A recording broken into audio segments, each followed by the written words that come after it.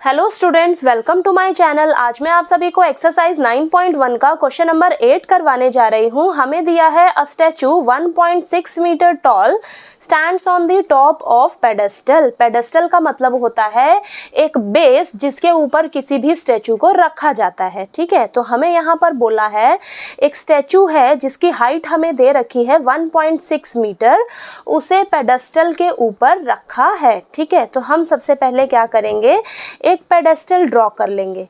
ठीक है, तो ये मैंने क्या किया, एक पेडेस्टल ड्रॉ कर लिया। ठीक है, अब इसके ऊपर हम क्या करते हैं, यहाँ पर एक स्टैचू रख देते हैं। ठीक है, हमें यहाँ पर बोला है पेडेस्टल के ऊपर क्या है, स्टैचू रखा हुआ है। ठीक है, और इस स्टैचू की हाइट हमें दे रखी है 1.6 मीटर। ठीक, आगे हमें बोला है from a point on the ground the angle of elevation of the top of the statue is 60 degree. यानी कि ग्राउंड पे आपने एक पॉइंट लेना है, तो ये मैंने पॉइंट लिया, ये आपका क्या है, ग्राउंड है। ठीक है, तो यहाँ इस पॉइंट से हमें बोला है एंगल ऑफ एलिवेशन कहाँ तक का, स्टैचू के टॉप तक का। ये स्टैचू है हमारा। ठीक है, स्टैचू का टॉप क्या हुआ, ये हुआ। ठीक है, तो इस पॉइंट से स्टैचू के टॉप तक का हमें एंगल ऑफ एलिवेशन दे रखा है 60 डिग्री का। ठीक है, आगे बोला है and from the same point the angle of elevation of the top of pedestal is 45 degree. अब इसी सेम पॉइंट से हमें दिया है पेडेस्टल के टॉप तक का। पेडेस्टल क्या है, ये है आपका पेडेस्टल का टॉप क्या हुआ, ये। ठीक है, इस टॉप तक का हमें एंगल ऑफ एलिवेशन दे रखा है इस पॉइंट से 45 डिग्री का। ठीक है, ठीक, आगे बोला है find the height of the pedestal. ये जो पेडेस्टल है, बेस है जिसके ऊपर स्टैचू को रखा है, इसकी हमें हाइट निकाल कर बताइए। ठीक है, तो चलिए स्टार्ट करते हैं इसे। सबसे पहले हम क्या करेंगे, अपने फिगर को नेम दे देंगे हम। ठीक है, तो ये हो जाएगा हमारा ए पॉइंट, ये बी पॉइंट, देन ये सी, देन ये क्या हो जाएगा हमारा डी पॉइंट। ठीक है, अब यहाँ पर हम लिख लेते हैं हमें क्या क्या दे रखा है। हमें क्या दिया हुआ है, हाइट ऑफ द स्टैचू। ठीक है, हाइट ऑफ द स्टैचू यानी कि डी सी हमें दिया हुआ है 1.6 मीटर। ठीक है, आगे हमें बोला है हाइट ऑफ द पेडेस्टल निकाल कर बताइए। ठीक है, तो यहाँ हम लिख लेते हैं हाइट ऑफ द पेडेस्टल यानी कि बी सी हमें फाइंड आउट करके बताना है।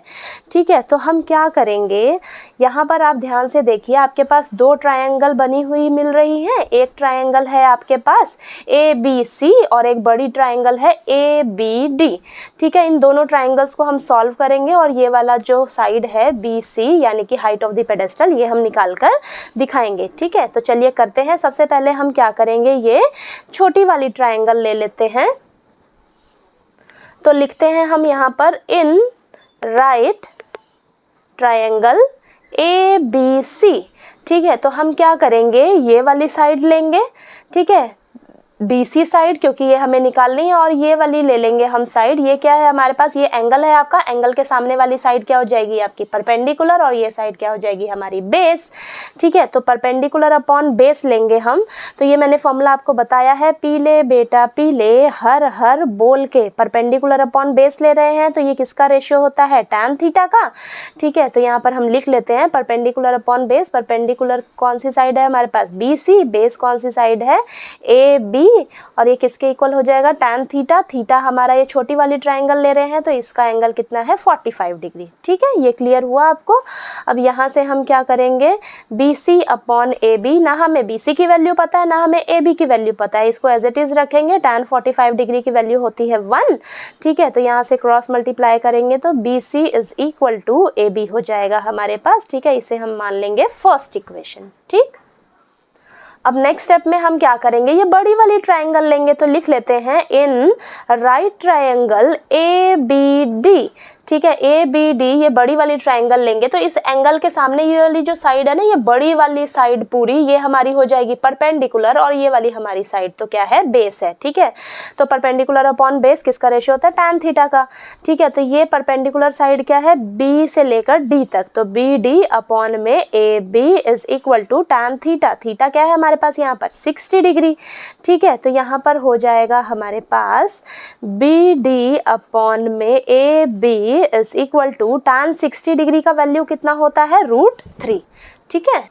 अब नेक्स्ट स्टेप में हम क्या करेंगे, ये जो आपको BD दिख रहा है ना ऊपर, BD की जगह हम क्या लिखेंगे, ये जो BD साइड है इसको हम ऐसे लिख सकते हैं BC प्लस CD।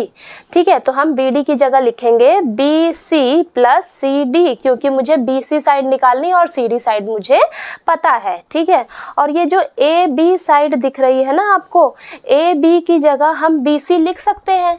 ठीक है, तो यहाँ पर हम क्या करेंगे, BC लिख लेंगे। ठीक है, क्यों, क्योंकि मुझे CD साइड पता है और मुझे BC साइड निकालनी है। ठीक है, तो ये पूरी इक्वेशन जो है ना वो BC की फॉर्म में आ जाएगी। ठीक है, तो यहाँ पर हो जाएगा √3।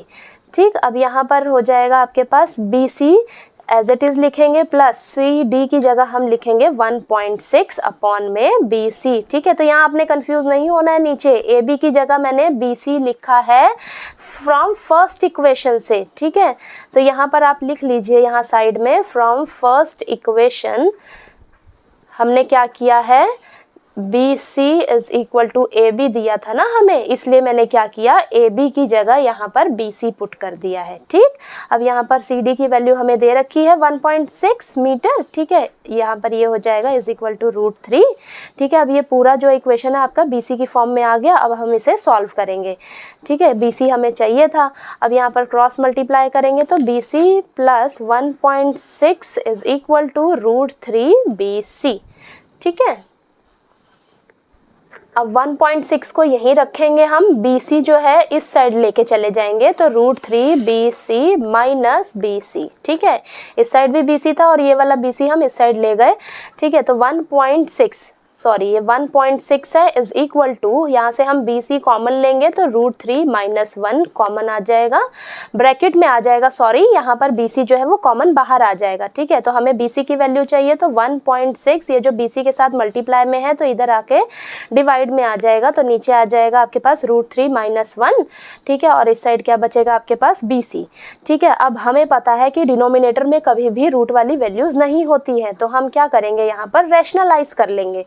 ठीक है, तो BC is equal to 1.6 upon में √3 माइनस 1 इंटू, रैशनलाइज करेंगे तो ये जो बीच वाला साइन है ये चेंज हो जाएगा, तो माइनस है तो प्लस होके ऊपर नीचे हम क्या करेंगे, मल्टीप्लाई कर देंगे।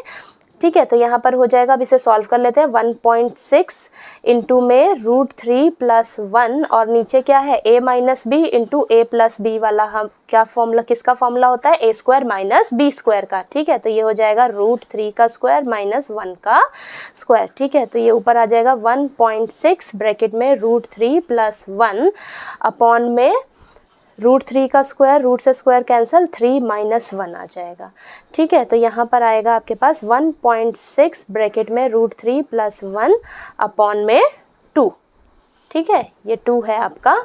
देन आगे करते हैं हम, यहाँ पर हो जाएगा आपके पास 1.6 √3 प्लस 1 अपॉन में 2 है ना, तो यहाँ पर ये हम पॉइंट जो है वो हट जाएगा, तो नीचे क्या आ जाएगा, डेसिमल हट के एक डिजिट है ना पॉइंट के बाद, तो नीचे क्या आ जाएगा, 10 आपके पास। ठीक है, और 2 और 16 कैंसिल होएगा तो यहाँ पर 8 आ जाएगा, तो 8 ब्रैकेट में √3 प्लस 1 अपॉन में 10। अब इसका डेसिमल जो है हम लगाएंगे तो एक 0 है तो एक डिजिट छोड़ के जो है पॉइंट लगेगा, तो 0.8 ब्रैकेट में √3 प्लस 1 मीटर। ठीक है, तो ये आपके पास क्या निकल कर आ गई, हमारे पास आई है ये BC side. BC side I है, यानी कि BC साइड क्या थी हमारी, हाइट ऑफ द पेडेस्टल।